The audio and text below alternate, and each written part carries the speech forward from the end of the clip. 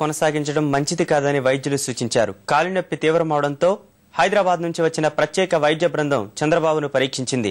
ప్రస్తుతం నొప్పి తీవ్ర దశలో ఉందని, ఈ పరిస్థితుల్లో పాదయాత్ర కొనసాగిస్తే దీర్ఘకాలిక సమస్యగా మారే ప్రమాదం ఉందని వైద్యులు హెచ్చరించారు. అయితే బాబు ఇందుకు అంగీకరించడం లేదని వైద్యులు తెలిపారు.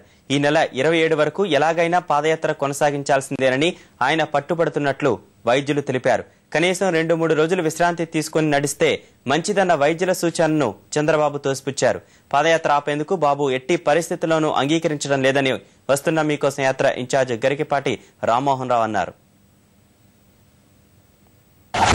లాస్ట్ టైం చూసినప్పటికి బాగా పెరిగిందండి ఆయన వాపు అంతా. సో ఆల్మోస్ట్ క్రానిక్ ఫేజ్ లోకి వెళ్తుంది. టెండోసైనోవైటిస్ అని రైట్ సైడ్ యాంకిల్ జాయింట్ లో స్వెల్లింగ్ వచ్చి టెండాన్ అదంతా బాగా ఇన్ఫ్లేమ్ అయింది. దానివల్ల కొంచెం అక్కడ వాటర్ లో అక్యుమిలేట్ అయింది. ఇదివరకు ఇప్పటికి డెఫినెట్ గా ఆల్మోస్ట్ మోర్ దాన్ 70-80% ఇంకా పెరిగింది. బాగా క్రానిక్ ఫేజ్ లో ఉంది. సో ఈ ఫేజ్ లో ఉన్నప్పుడు మా advice, what we sincere advice, just to stop wherever he is now. వచ్చిన బృందం అంతా కూడా ఇమీడియట్ గా ఈ రోజు నుంచి మీరు పాదయాత్ర ఆపాలని చెప్పేసి వారి సూచన. దానికి మా నాయకుడు మాత్రం తక్షణం ఆపటం అనేది కరెక్ట్ కాదు,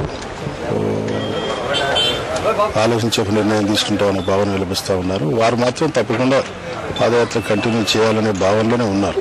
ఇప్పటివరకు అయితే డాక్టర్లు చెప్పినప్పుడు కూడా ఇది మంచిది కాదండి, చాలా ఎక్కువగా ఉందని చెప్తా ఉన్నారు.